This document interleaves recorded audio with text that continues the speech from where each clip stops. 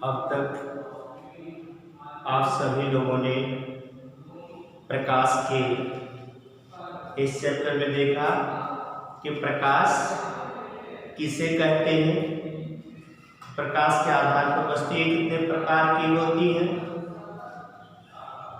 प्रकाश माध्यम किसे कहते हैं, प्रकाश का माध्यम कितने प्रकार का होता है, प्रतिबिंब किसे कहते हैं, प्रतिबिंब कितने प्रकार का होता है।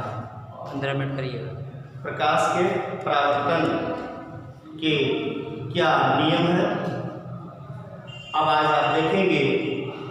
गोलीय दर्पण किसे कहते हैं, यह कितने प्रकार का होता है। गोलीय दर्पण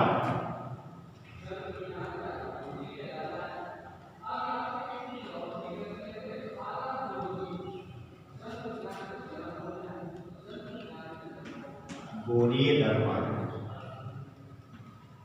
इसको आप बता सकते हैं कि गोलीय दर्पण कांच के खोखले गोले का कटा हुआ भाग होता है, जिसके एक तरफ पॉलिश या लाल ऑक्साइड का पेंट लगा होता है। गोलीय दर्पण दो प्रकार का होता है। गोलीय दर्पण दो प्रकार का होता है। गोलीय दर्पण के प्रकार, गोलीय दर्पण के प्रकार, कितने प्रकार का गोलीय दर्पण होता है। गोलीय दर्पण दो प्रकार का होता है। पहला अवतल दर्पण, अवतल दर्पण, दूसरा उत्तल दर्पण।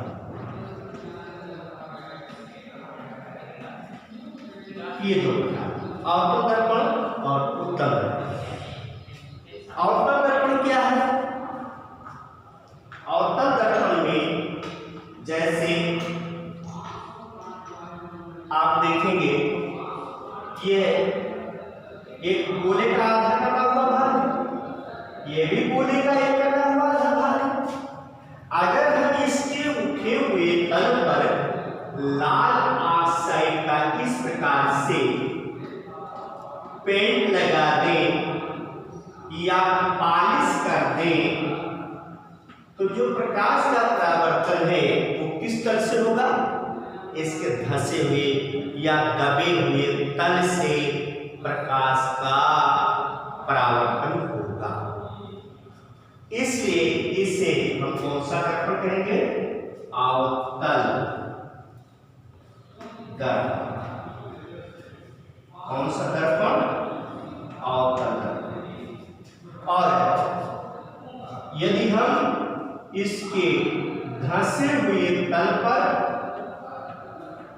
पॉलिश कर दें या लाल ऑक्साइड का पेंट लगा दें, तो जो प्रकाश का परावर्तन होगा इसके इस उठे हुए तल से होगा। इसलिए इसे हम उत्तल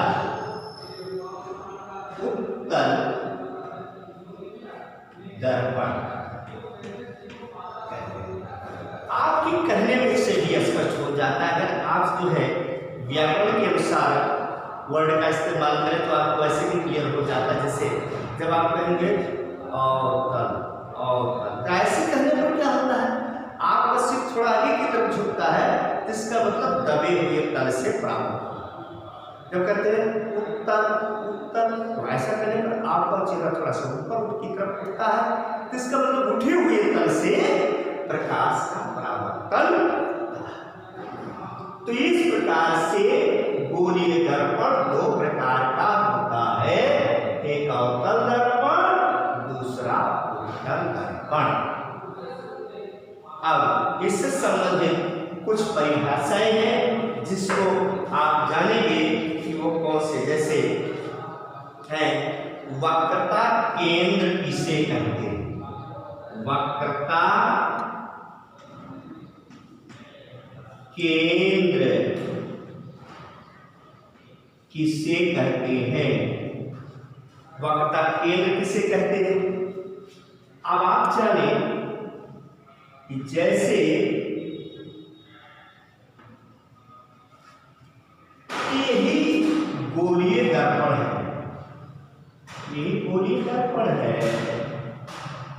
मान लीजिए कि आप गोला प्रकार की सहायता से गोले के नोक को एक करके यहां से इसको इस गोला खींचते हैं, तो जो ये सेंटर है क्या दोनों का आधा काट के दोनों का अलग होगा?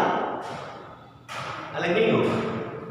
इस तरह से हम इसको कह सकते हैं कि गोलीय दर्पण जिस कांच के खोखले गोले का भाग होता है उसके केंद्र को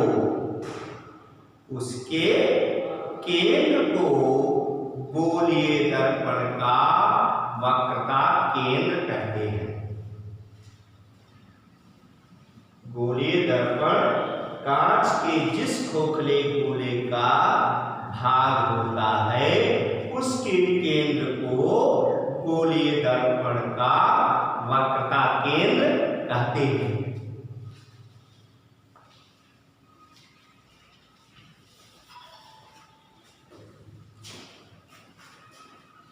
गोलीय दर्पण कांच के जिस खोखले गोले का भाग होता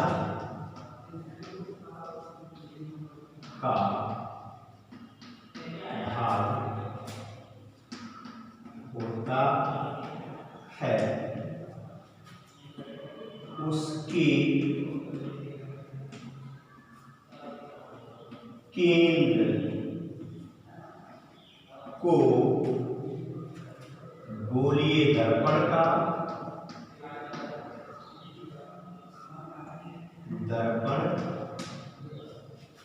का वक्रता केंद्र कहते हैं। इस प्रकार से ये परिभाषा है गोलीय दर्पण की वक्रता केंद्र। अब उसके बाद अगला है वक्रता त्रिज्या किसे कहते हैं? वक्रता त्रिज्या किसे कहते हैं? वक्रता त्रिज्या किसे कहते हैं?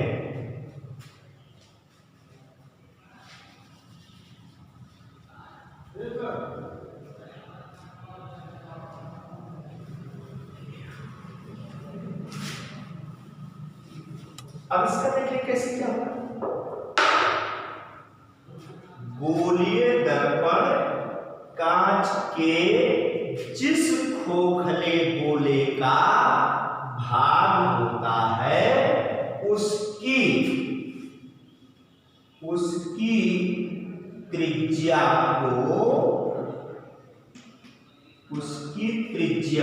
को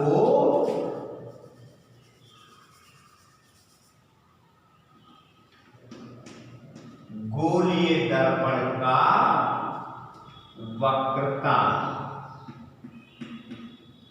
त्रिज्या कहते हैं।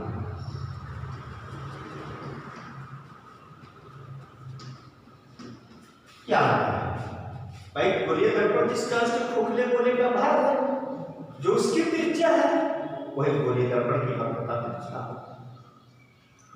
जैसे देखिए मान लीजिए यही था गोलीय दर्पण, इसका केंद्र जिसे हम सी से नोट करते हैं वक्रता केंद्र। यहां से अगर हम इसको मिला दें तो क्या होगा? एक तो इसकी वक्रता त्रिज्या होगी। अब ये वक्रता त्रिज्या जो है क्या इसके आधार पर प्रैक्टिस बदल जाए? नहीं, सही की वक्रता त्रिज्या एक ही होगी, चाहे इसका क्यों क्या उसका वक्रता त्रिज्या एक होगी। इसलिए आप परिभाषा दे सकते हैं, गोलीय दर्पण कांच के जिस खोखले गोले का भाग होता है उसकी त्रिज्या को गोलीय दर्पण का वक्रता त्रिज्या कहते हैं। अब उसके बाद आता है गोलीय दर्पण का ध्रुव किसे कहते हैं। गोलीय दर्पण का ध्रुव किसे कहते हैं।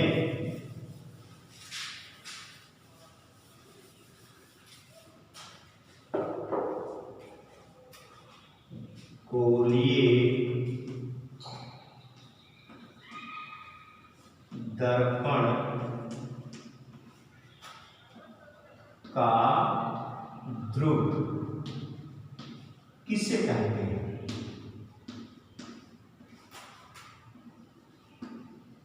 ये प्रश्न आपसे कई बार पूछा गया है। एक नंबर में इसका आपको जानना चाहिए।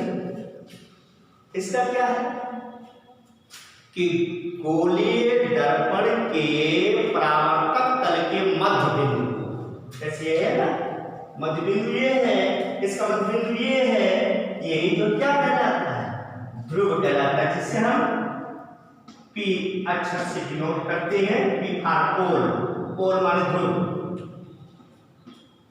4 मीटर। तो यही क्या है, आप कह सकते हैं गोलीय दर्पण के परावर्तक तल के मध्य बिंदु को। इसका उत्तर हो जाएगा आपका ध्रुव। हेडिंग डाल करके आप नोट करेंगे क्या, गोलीय दर्पण के परावर्तक तल के मध्य बिंदु को गोलीय दर्पण का ध्रुव कहते हैं। इस प्रकार से आप ध्रुव का परिभाषा हो जाएगा। अब फिर आता है कि मुख्य अक्ष किसे कहते हैं। गोलीय दर्पण का मुख्य अक्ष,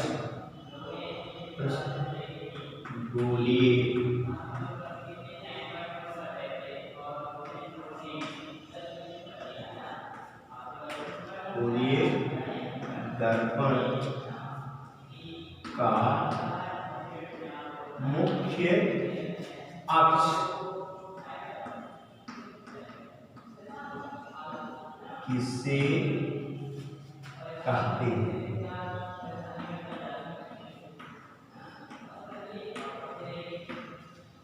किसे कहते हैं, तो आप यहां पर देखेंगे ध्रुव, ये इसका केंद्र हो जाएगा, ये इसका केंद्र हो जाएगा, इधर इसका केंद्र हो जाएगा। तो आप कह सकते हैं कि वक्रता केंद्र एवं ध्रुव से ऊपर जाने वाली रेखा को गोलीय दर्पण का मुख्य अक्ष कहते हैं। यह मुख्य अक्ष तो क्या है, मुख्य अक्ष। इसको आप क्या कर सकते हैं कि गोलीय दर्पण के ध्रुव, गोलीय दर्पण के ध्रुव एवं वक्रता केंद्र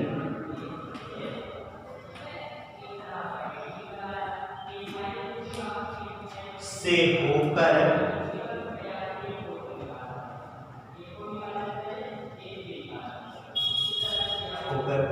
जाने वाली रेखा को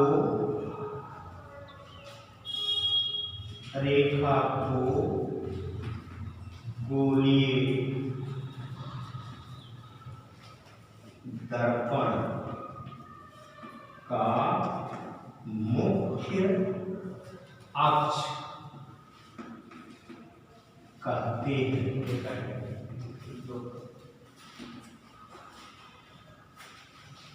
इस प्रकार से आपने देखा कि गोलीय दर्पण का मुख्य अक्ष किसे कहते हैं।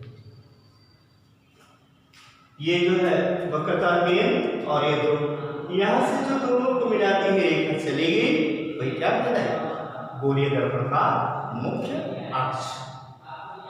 अब मुख्य अक्ष के बाद जो है आप देखिए दर्पण का द्वारक किसे कहते हैं। गोलीय दर्पण का द्वारक किसे कहते हैं।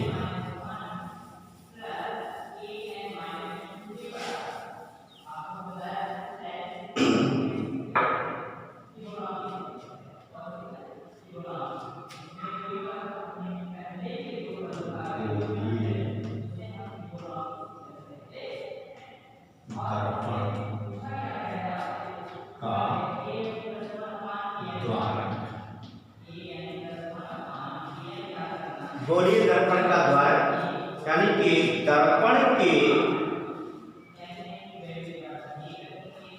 परावर्तक तल के व्यास को, दर्पण के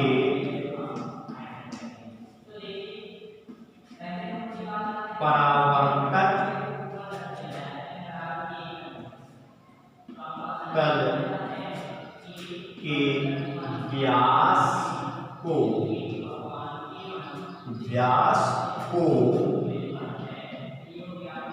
गोलीय दर्पण का द्वारक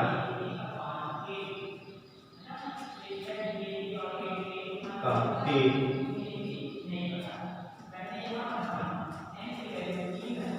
और इसी के साथ जो है दूसरा है फोकस दूरी किसे कहते हैं। फोकस दूरी, गोलीय फोकस दूरी किसे कहते हैं। फोकस दूरी किसे कहते हैं।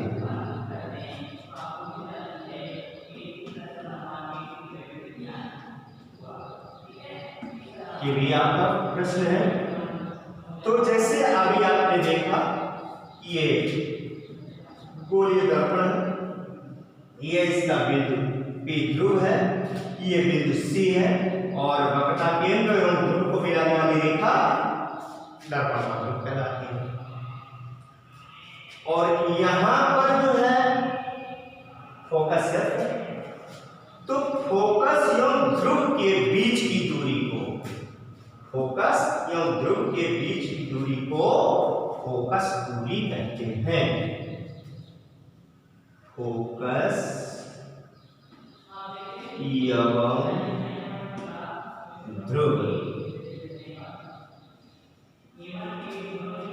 के बीच की दूरी को ध्रुव कहते हैं।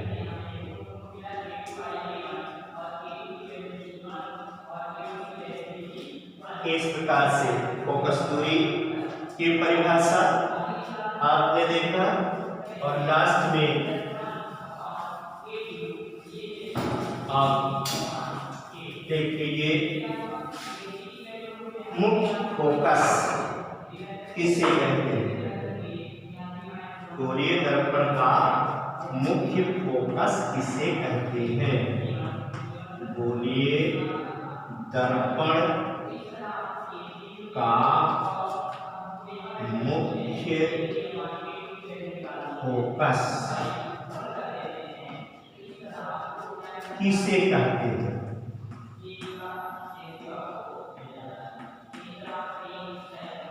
ये आपका प्रश्न है, गोलीय दर्पण का मुख्य फोकस किसे कहेंगे, ये आपका प्रश्न है। अब देखिए, जैसे ये कौन सा दर्पण, अवतल दर्पण,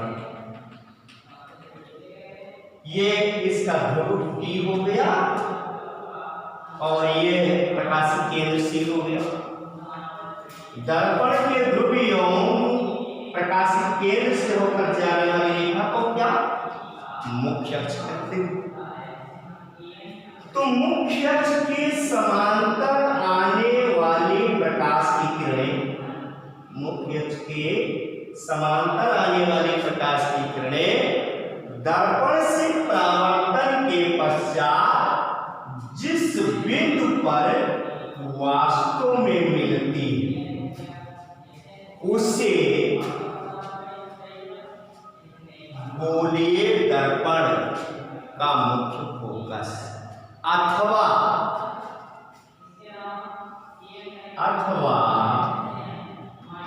ये कौन सा दर्पण है, ये उत्तल है, उत्तल दर्पण। मुख्य अक्ष के समांतर आने वाली प्रकाश की किरणें, मुख्य अक्ष के समांतर आने वाली प्रकाश की किरणें दर्पण से परावर्तन के पश्चात मुख्य अक्ष के जिस बिंदु पर मिलती हुई प्रतीत होती है उसे गोलीय दर्पण का मुख्य फोकस कहते हैं। इस तरह से आप ये कहीं भी कह सकते हैं कि मुख्य अक्ष के समांतर आने वाले प्रकाश की किरणें दर्पण से परावर्तन के पश्चात जिस बिंदु पर मिलती है, वास्तव में मिलती है अथवा मिलती हुई प्रतीत का मुख्य फोकस करते हैं। इस तरह से आपने इस मुख्य फोकस के बारे में देखा। आज बस इतना ही, कल आगे के अंत में फिर नया बताया जाएगा। धन्यवाद।